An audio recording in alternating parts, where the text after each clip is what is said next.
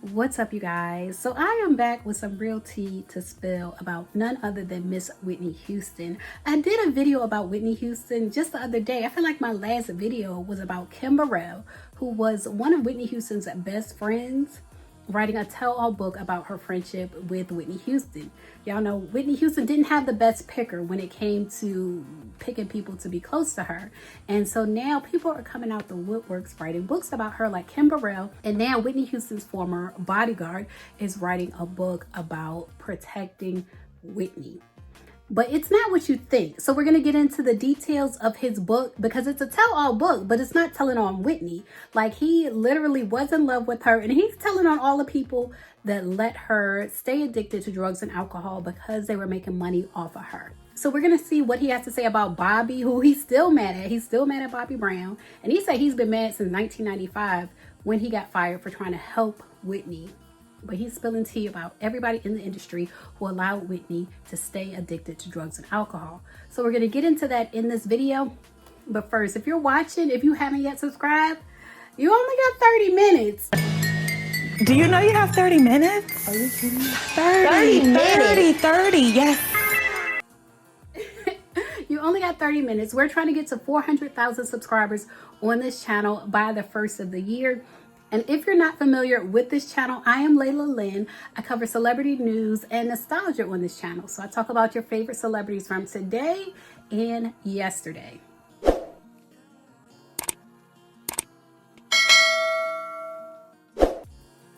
All right, you guys, so Whitney's former bodyguard that the movie The Bodyguard was based off is actually British. So he did an interview with the UK's Daily Mail about his relationship with Whitney and his reason for writing the book.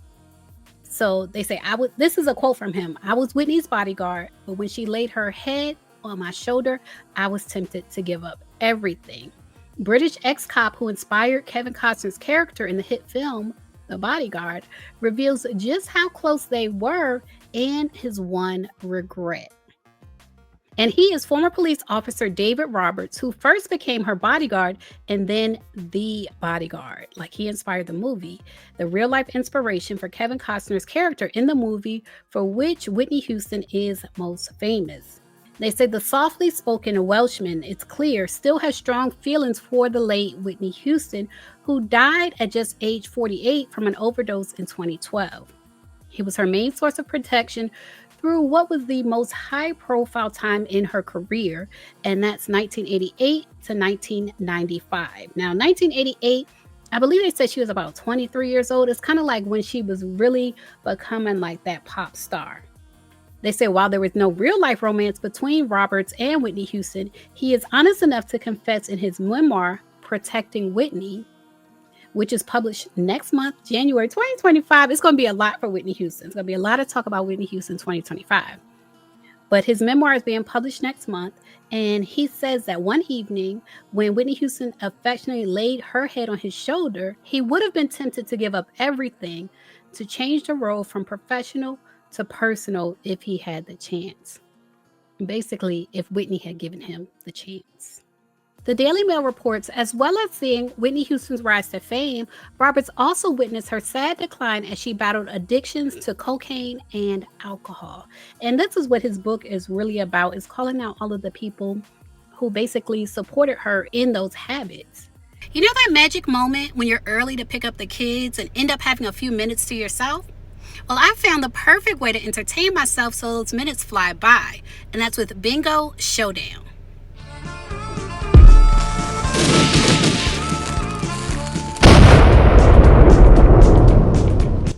Bingo Showdown isn't just any bingo game. It's live, packed with real-time tournaments, and you're playing against people from all over the globe. Plus, its Wild West theme turns every round into an epic adventure. G49. And guess what? It's free. I dive into these tournaments and face off against 70,000 players. You can play just for kicks or crank up the competition and shoot for that diamond tier.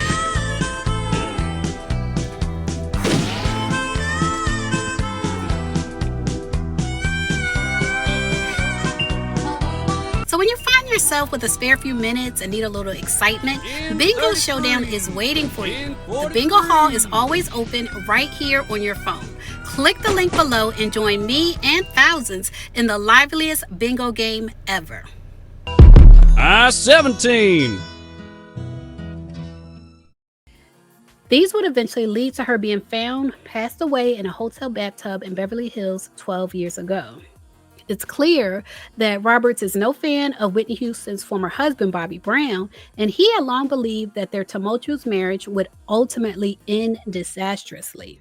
He said, quote, "There's no doubt in my mind that she and Bobby loved each other, but unfortunately her love was constant while his was variable." And I think we saw that as fans, we saw that over the years.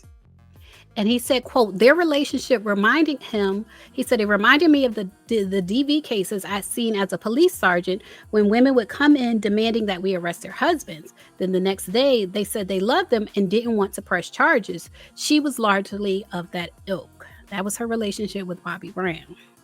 And he says he wrote his book to express his anger at the people around the woman he still occasionally calls Miss Houston, who could have prevented the singer becoming gripped by the addictions that led to her passing away.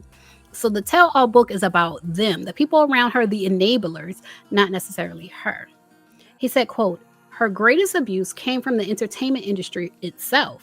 She had obligations to sing, obligations to make people money. Nobody did anything. They could have, and they didn't because they were motivated by greed."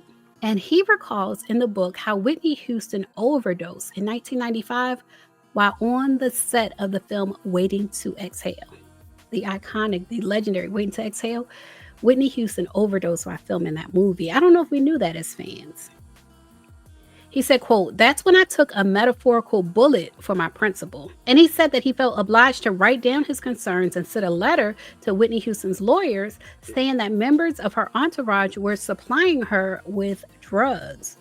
And a week later, he was fired. So he called out her entourage. He never saw or spoke to Whitney Houston again after that. After he tried to get her help by calling out her entourage, he was fired. And the greed around her consumed her. So that's what his book is going to be about. I have to be honest with you guys, I am a little bit more excited for his book than Kim Burrell's book, because I don't feel like people need to tell Whitney Houston's secrets. I do think we need to get into like the people around her, the people that allowed her to be consumed by the industry. I feel like it's right on target. But y'all leave a comment. Let me know what y'all think about him writing a tell-all book about Whitney Houston and how he was fired for literally trying to protect her from overdosing on drugs and alcohol. Remember, click the link below and join me and thousands of other players on Bingo Showdown. I-17.